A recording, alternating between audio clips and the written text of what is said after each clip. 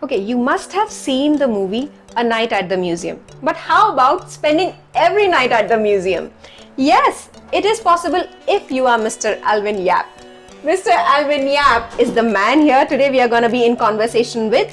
And why we are in conversation with Mr. Alvin Yap? Because he has turned his home into a museum.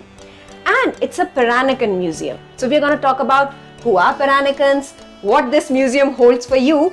Welcome to my show, Mr. Alvin. Thank you so much. Thank you so much for taking out time on a Sunday evening to meet us. Thank you so very much. So my first question, who are Peranakans? So I'm a Peranakan. Peranakan culture started in Singapore, in the region in Malacca and Penang, parts of Malaysia, about 200 years ago when the Chinese men came to this part of the world because they were broke. So when they came here, they wanted to send money back home to China, and they ended up staying here longer than they expected. They married a local Malay woman, and because we were also a British colony, we also embraced European culture. So whenever we talk about Peranakan culture, it's about the Chinese men intermarrying the local Malay woman with very strong European influence. But most people know the Peranakan Chinese. You will be interested to know that there are two other groups of Peranakans that came from South India. So what happened is that these Indian traders, they came from South India. Some were Hindus and some were Muslim. And they too ended up in this part of the world, and they too married the local Malay woman. The Hindu Indian men that married the local woman, we call them the Chitty Malacca. Okay. The South Indian Muslim men, they came here, they married the local woman, we call them the Jawi Peranakans. So there you have it, the Chinese Peranakans, the Chitty Malacca and the Jawi Peranakans. So they are traditionally very different from each other. They are same, different as they say in Singapore. I met the Chitty Malacca President Association, Yeah. and he says, Alvin, we Indian Peranakans are no different from you. I said, what do you mean? He says, you are Chinese, you cannot speak Mandarin. We are Indians, we cannot speak Tamil. You are Chinese, you wear the sarong kebaya, which is the Malay attire. Yeah. We are Indians, we also wear the sarong kebaya. It's just that you have your Chinese form of worship and we have our Indian ways of worship. But essentially we are same, but different. It's a very new culture. I mean, 200 years is not a very long time. Compared to India, we are very young, of course. Even compared to China, the Peranakan culture is very young. You are right. But so in these 200 years, do you think the culture has evolved a great deal, or it has stuck to the roots? Everything has changed in the last 10 years. What more 200 years, yeah? So naturally, the Peranakans also evolved in terms of our clothing, our lifestyle. In the past, the Peranakans had 12 days of wedding ceremonies. Oh my God. But if you're in Singapore today, most of us have only 14 days of annual leave. And so how can you possibly have 12 days of wedding ceremony, right? So things have changed, but I think at the end of the day, many of us still acknowledge ourselves as Peranakans. Many of us hold our identity as Peranakan community. And I think for me, that's as important as it gets. So the language that the Peranakans speak, so is it, like you said, don't speak Mandarin, but then what language is it? Many Peranakans who have spoken what we call Baba Malay. It is Malay with a smattering of Hokkien or Chinese words in them. Okay. Let me give you an example. Yeah. I would say to you, Selamat datang Baba Babas Nyonya Nyonyas, means welcome, Selamat datang. In Malay, Baba Baba is for the men and Nyonya is for the lady. So I would address you as Baba Manoj, Mr. or Sir Manoj, and Nyonya Dipti, Lady Dipti. And I would say, Mari kita naik loteng. So Mari kita naik is in Malay, let us go up or let us come, let us go. Loteng is a Chinese word for upper level, lao teng. So it's very much like Singlish where you mix different languages. Another way of explaining it is like we all speak English, or at least I think I speak English, but I would never understand Shakespearean English. Oh yes. So in a way, we speak Baba Malay, but it's not as formal Malay. But is there any literature, Peranakan literature also? So the Peranakans romanized the Baba Malay. We do have evidence of newspapers, children's books, even Bibles in Baba Malay. Oh. So, how did this idea come to your head that, okay, let me convert my home into a museum? It never did. It I never did. never wanted my house to be a museum. Okay. I purely collected Peranakan antiques because as a Peranakan, 30 years ago when I was much younger, I was clueless about Peranakan culture.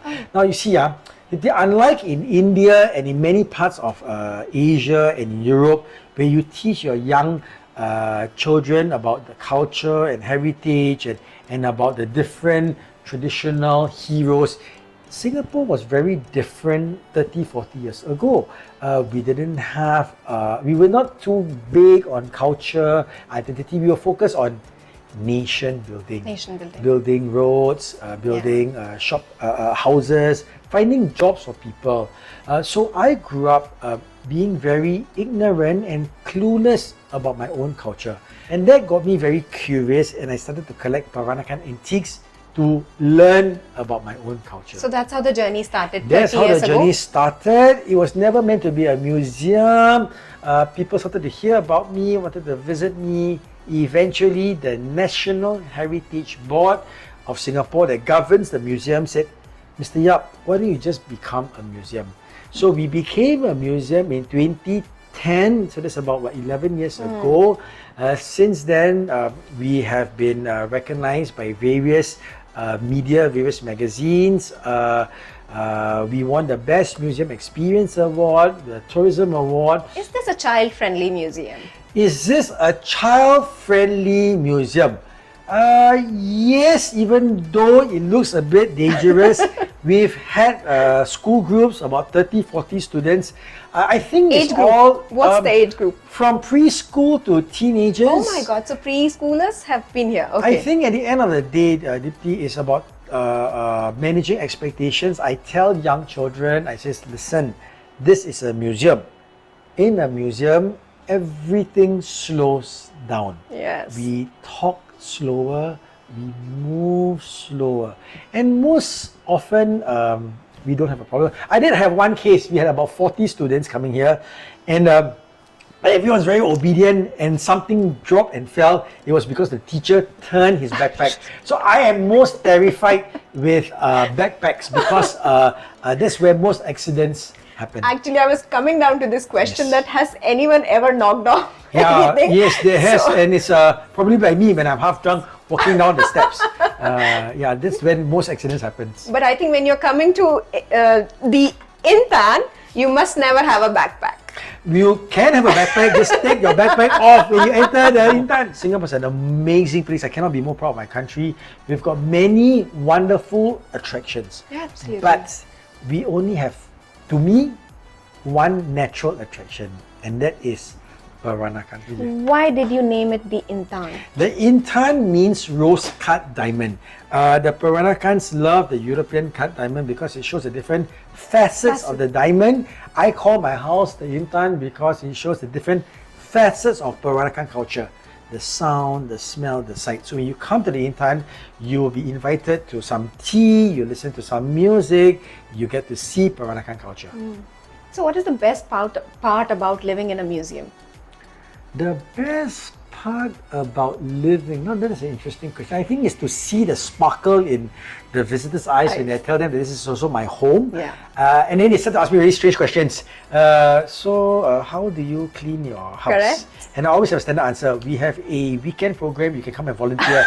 But nobody does.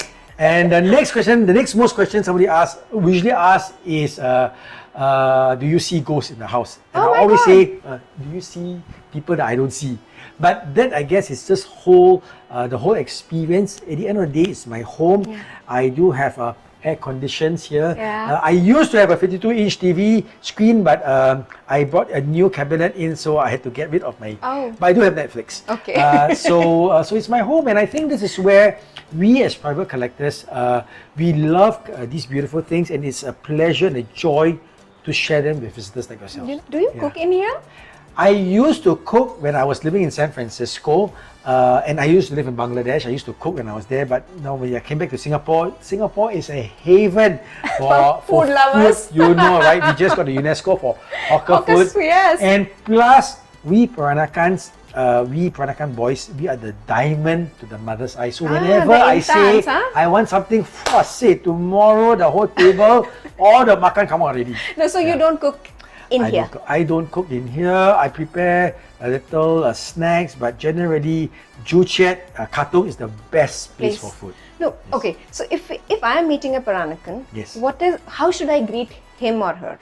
What is the right courtesy to meet a Peranakan?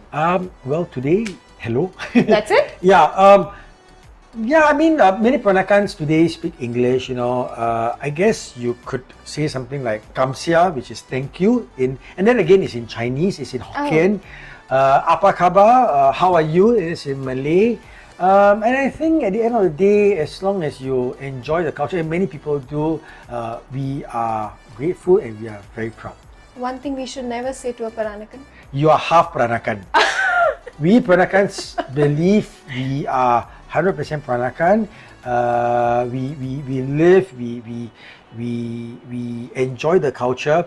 I have some people telling me, "Oh, Mr. Yap, I used to be very Peranakan, but now I'm no more." So I asked them, how can you be very Indian last time and you're no more Indian Yes, today? exactly. So to me, you're either Peranakan or you're not. Next week, take a sneak peek into Mr. Alvin Yap's home cum museum. So do watch the next episode.